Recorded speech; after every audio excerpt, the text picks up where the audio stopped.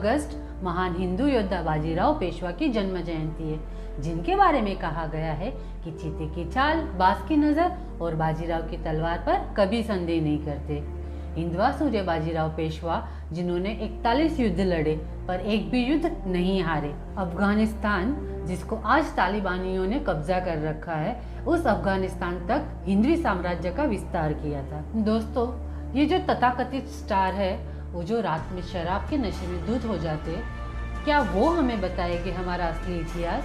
क्या सूरज की महिमा का वर्णन करना 0 वोल्ट के बल्ब में साहस होता है? क्या नकली लड़ाई और पर्दे के झूठे एक्शन उन वीरों के असली युद्ध कौशल की बराबरी कर सकते हैं? क्या कुछ तथाकथित स्टार समर्थक दर्शकों द्वारा देखी गई नकली पर्दे की वीरता उन वीरों के वास्तविक युद्ध के समकक्ष हो सकते हैं, जिनके गवाह स्वयं देवता हुआ करते थे? यदि नहीं, तो आज हमें ये जानना होगा कि हिंदवा सूर्य मराठा शिरमौर माने जाने वाले बाजीराव के बारे में, जो अपनी वीरता, रणकौशल, बलिदान, त्याग, राष्ट्र प्रेम और मातृभूमि पर क्रूर दृष्टि उठाने वाले का सर धड़ से अलग करने की शिक्षा देते थे, ना कि अपने देश के जवानों के सर काट लेने वाले देश के साथ नाच गाने की पैरवी करना और हिंदुत्व के मूल्यों का आए दिन कभी अपने बयानों से तो कभी अपनी फिल्मों से उपवास उड़ाना। आज हम बता रहे हैं महान योद्धा बाजीराव के बारे में, जिनका आज जन्म दिवस है तथा जिन्होंने हिंदू साम्राज्य की स्थापना के लिए न सिर्फ मुगलों को भारत भूमि में अपनी तलवार के दम पर दफना दिया था, परंतु पुर्तगालियों को भी भारत में आने पर पछताने पर मजबूर कर दिया था। महावीर योद्धा बाजीराव, जिनके शौर्य का वास्तविक आंकलन शायद मेरे या किसी के भी वश की बात नहीं, और वो महायोद्धा जिसके इतिहास को चाटुकारिता के लिए जाने वाले कुछ उन तथाकथित इतिहासकारों ने सम्मान नहीं दिया है। वो इतिहासकार जिन्होंने अपनी कलम और बुद्धि केवल एक घराने में ही बेच रखी थी।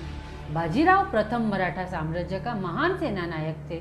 वह बालाजी विश्वनाथ और राधाबाई के ज्येष्ठ पुत्र थे। राजा शाहू ने बालाजी विश्वनाथ की मृत्यु हो जाने के बाद उसे अपना दूसरा पेशवा नियुक्त किया था। बाजीराव प्रथम को बाजीराव बल्लाल तथा थोरले बाजीराव के नाम से भी जाना जाता है। बाजीराव प्रथम ने हिंदू जाति की कीर्ति को विस्तृत करने के लिए हिंदू पद पादशाही के आदर्श को फैलाने का प्रयत्न किया। इतना ही नहीं, बाजीराव प्रथम एक महान राजनायक और योग्य सेनापति थे। उन्होंने मुगल साम्राज्य की कमजोर हो रही स्थिति का फायदा उठाने के लिए राजा शाहू को उत्साहित करते हुए कहा था कि आओ हम इस पुराने वृक्ष के खोखले तने पर प्रहार करें, शाखाएं तो स्वयं ही गिर जाएगी। हमारे प्रयत्नों से हिंदुत्व की पताका कृष्णा नदी से लेकर अटक तक फहराने लगेगी। इसके उत्तर में शाहू ने कहा था कि निश्चित रूप से ही आप इसे हिमालय के पार गाड़ देंगे। निसंदेह आप योग्य पिता के योग्य पुत्र है। राजा शाहू ने राजकाज से अपने को करीब करीब अलग कर लिया था और मराठा साम्राज्य के प्रशासन का पूरा काम पेशवा बाजीराव प्रथम देखते थे। इतना ही नहीं, बाजीराव प्रथम को सभी 9 पेशवाओं में से सर्वश्रेष्ठ माना जाता है। बाजीराव प्रथम ने अपनी दूरदृष्टि से देख लिया था कि मुगल साम्राज्य छिन्न भिन्न होने जा रहा है। इसीलिए उसने महाराष्ट्र क्षेत्र से बाहर के हिंदू राजाओं की सहायता से मुगल साम्राज्य के स्थान पर हिंदू पद पातशाही स्थापित करने की योजना बनाई थी। इसी उद्देश्य से उसने मराठा सेनाओं को उत्तर भारत भेजा, जिससे पतनाकमुख मुगल साम्राज्य की जड़ पर अंतिम प्रहार किया जा सके। उसने 1723 में मालवा पर आक्रमण किया और 1724 में स्थानीय हिंदुओं की सहायता से गुजरात जीत लिया। बाजीराव प्रथम एक योग्य सैनिक ही नहीं, बल्कि विवेकी राजनीतिज्ञ भी थे। उन्होंने अनुभव किया कि मुगल साम्राज्य का अंत निकट है तथा हिंदू नायकों की सहानुभूति प्राप्त कर इस परिस्थिति को मराठा की शक्ति बढ़ाने में अच्छी तरह से उपयोग किया जा सकता है। साहसी एवं कल्पनाशील होने के कारण उसने निश्चित रूप से मराठा साम्राज्यवाद की नीति बनाई, जिसे प्रथम पेशवा ने आरंभ किया था। उन्होंने शाही शक्ति के केंद्र पर आघात करने के उद्देश्य से नर्मदा के पार फैलाव की नीति का श्री गणेश किया। अतः उन्होंने अपने स्वामी शाहू से प्रस्ताव किया, कहा कि हमें मुरझाते हुए वृक्ष के धड़ पर चोट करनी चाहिए, शाखाएं अपने आप ही गिर जाएगी। इस प्रकार मराठाओं का झंडा कृष्णा से सिंधु तक फहराना चाहिए। बाजीराव के बहुत से साथियों ने उसकी इस नीति का समर्थन नहीं किया। उन्होंने उसे समझाया कि उत्तर में विजय आरंभ करने के पहले दक्षिण में मराठा शक्ति को दृढ़ करना उचित है, परंतु उसने वाक्य शक्ति एवं उत्साह से अपने स्वामी को उत्तरी विस्तार की अपनी योग्यता की स्वीकृति के लिए राजी कर लिया। हिंदू नायकों को एक साथ एक स्थान पर लाने के लिए तथा उनका समर्थन प्राप्त करने के लिए बाजीराव ने हिंदू पद पातशाही आदर्श का प्रचार किया। जब उन्होंने दिसंबर 1723 में मालवा पर आक्रमण किया, तब स्थानीय हिंदू जमींदारों ने उसकी बड़ी सहायता की। यद्यपि इसके लिए उन्हें अपार धन का बलिदान करना पड़ा। गुजरात में गृह युद्ध से लाभ उठाकर मराठाओं ने उस समृद्ध प्रांत में अपना अधिकार स्थापित कर लिया। बाजीराव प्रथम ने सर्वप्रथम दक्कन के निजामुल से लोहा लिया, जो मराठाओं के बीच मतभेद के द्वारा फूट पैदा कर रहा था।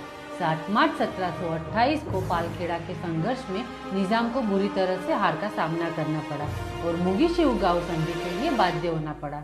बाजीराव प्रथम ने मराठा शक्ति के प्रदर्शन हेतु 29 मार्च 1737 को दिल्ली पर धावा बोल दिया था। मात्र 3 दिन के दिल्ली प्रवास के दौरान उसके भय से मुगल सम्राट मुहम्मद शाह दिल्ली को छोड़ने के लिए तैयार हो गया था। इस प्रकार उत्तर भारत में मराठा शक्ति की सर्वोच्चता सिद्ध करने के प्रयास में बाजीराव प्रथम सफल रहा था।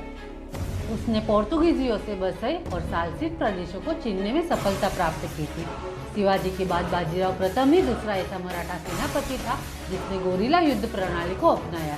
वह लड़ाकू पेशवा के नाम से भी जाना जाता है। आज उस वीर बलिदानी के जन्म दिवस पर उन्हें बारंबार नमन करते हुए उनकी यश गाथा को सच्चे स्वरूपों में सदा सदा के लिए अमर रखने का संकल्प करते हैं। हिंदुस्तान के इतिहास के बाजीराव ऐसे योद्धा थे जिन्होंने 41 लड़ाइयाँ लड़ी और एक भी नहीं हारी।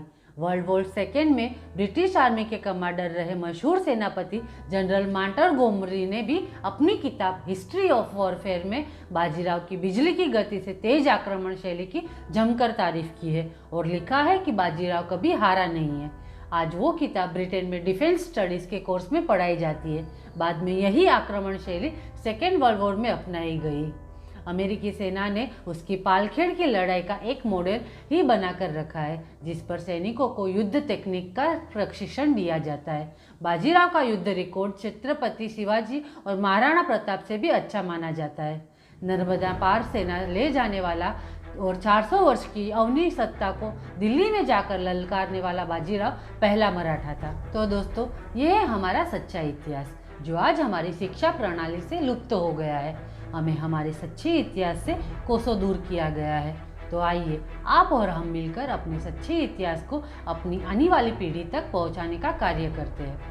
इस वीडियो को आप अपने बच्चों को भी दिखाइए और उन्हें हमारे सच्चे इतिहास बताइए। इस वीडियो को इतना शेयर करें कि हमारे सभी हिंदू सनातनियों तक ये वीडियो पहुंचनी चाहिए और हमारा इतिहास हर कोई जाने। अगर आपको हमारी जानकारी अच्छी और सच्ची लगी हो तो लाइक करना भी मत भूलिए। आज वीडियो में लाइक देखकर हम अंदाज़ा लगा लेंगे कि कितने सनातनी भाई बहन हैं जिनको ऐसे महान योद्धा के बलिदान की कीमत है।